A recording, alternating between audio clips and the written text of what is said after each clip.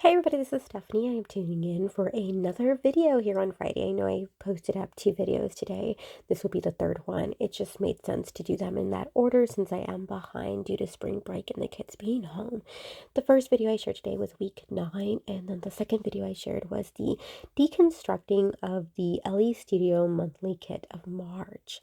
And basically, I shared in that video, I share how I break down that kit through 7 different projects, and I love it so much. So this is the first take on the first project, which is week number 10 for Project Life. I went ahead and went with the warmer tones of the cards. I have yet to trim all my photos. As you can see, this is normally how it works before I get all that editing done and then come to you guys with trimmed photos. But before I make that move, I wanted to make sure that I like the cards and where they're going to be placed, because then I'm going to be placing my journaling and everything else.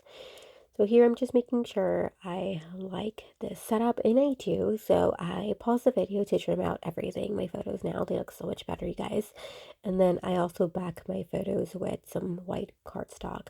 I tried to do it within the PicFrame app to have white borders along my 3x4s, but I didn't like the way it looked. So I won't be doing that again.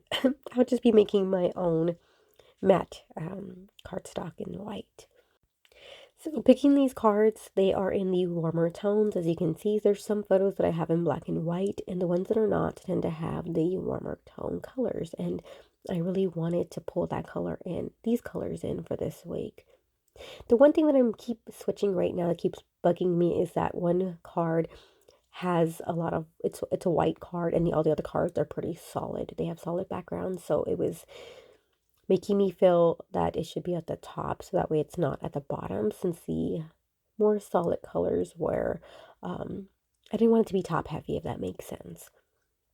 I like the setup right here, and I could have stuck with it, but I felt like here in a bit you'll see that I end up changing that card and placing it inside the pocket with the 3x4 card, and it just works out just fine. So I just wanted to have all solid colors within my spread to have a better flow. So that's where I'll be placing it, in that pocket instead. So I'm going to talk about the photos as I debate where I'm placing these 2 additional cards. The top left 4x6 photo is a photo of my husband doing an oil change on his vehicle and something else I can't recall. But he had the boys kind of observe and help out, and he's starting them young, and I love that because they need to know these things. They grow older and eager to get a vehicle of their own in the future. With 3 boys, I definitely want them to learn as much as they can with their dad.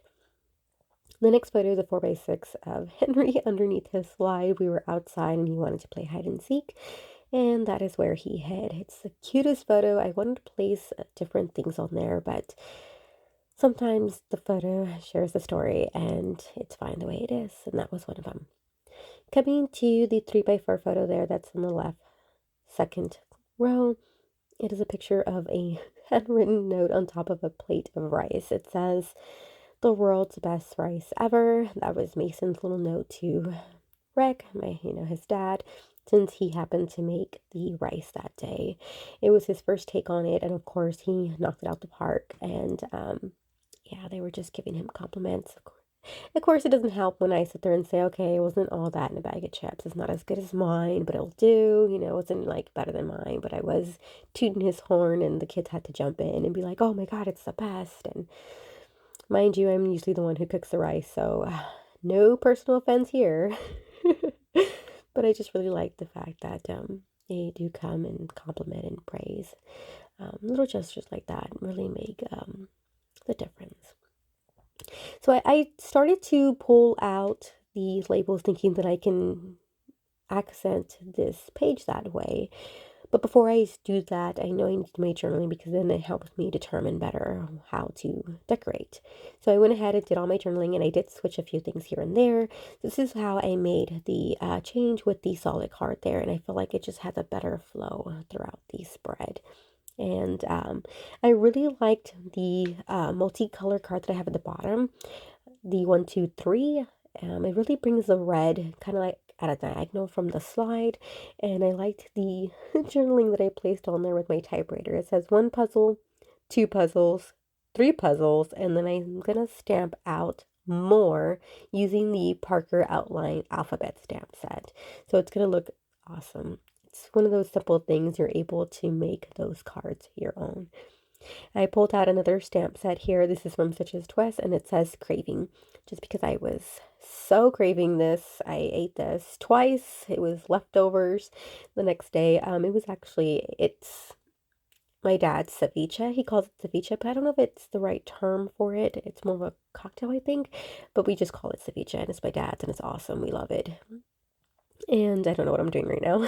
Oh, yes, I was looking for a different stamp. And sentiment. Oh, it is from the Everyday tab stamp set, and I'm gonna be placing it on that card right there. It just says thankful for this, and this is just me journaling about the rice and the little gesture on there, and the little things that the boys do that we appreciate it. So it really does come down to the little things that you appreciate every day. And that's exactly what this project reminds me. You know, whenever I do take the time to do a lot of journaling, sometimes I just want the pictures there as an overview and I don't dwell on the journaling and adding in my words, but it's nice to place them down. So I'm adding in some hearts here right underneath that sentiment, and I'm going to call that card done. I thought about placing additional circles throughout this spread, but honestly, I just love the simplistic look of it, and I didn't need to add any more. This card right here, I wanted to add so much to it just because it's one of the filler cards and I get to have fun, but it didn't need any more, you guys. I am liking the fact that this whips up a lot faster planning this ahead of time, and I'm not dwelling on this. It's something that I realized I was looking for when it comes to Project Life. I like the idea of pulling out some stamps. I like the idea of pulling out a few embellishments and then calling it done. You know, I don't want it to last so long that I get behind on other projects. I do want to make time for 12 by 12 layouts, traveler's notebooks, mini albums, and so much more. So, although I want to add so much, my entire craft room on this one 3x4 card, I just add this word more stamped out from the Parker Alpha stamp sets, and I call it done. All right, there you have it. My week 10 is complete for my Project Life album 2022. I hope you got inspired in some way. As always, thank you so much for watching, and if you liked this video, don't forget to hit that like button and to subscribe if you want to see more videos like these. Thanks for watching, guys. Until next time, bye.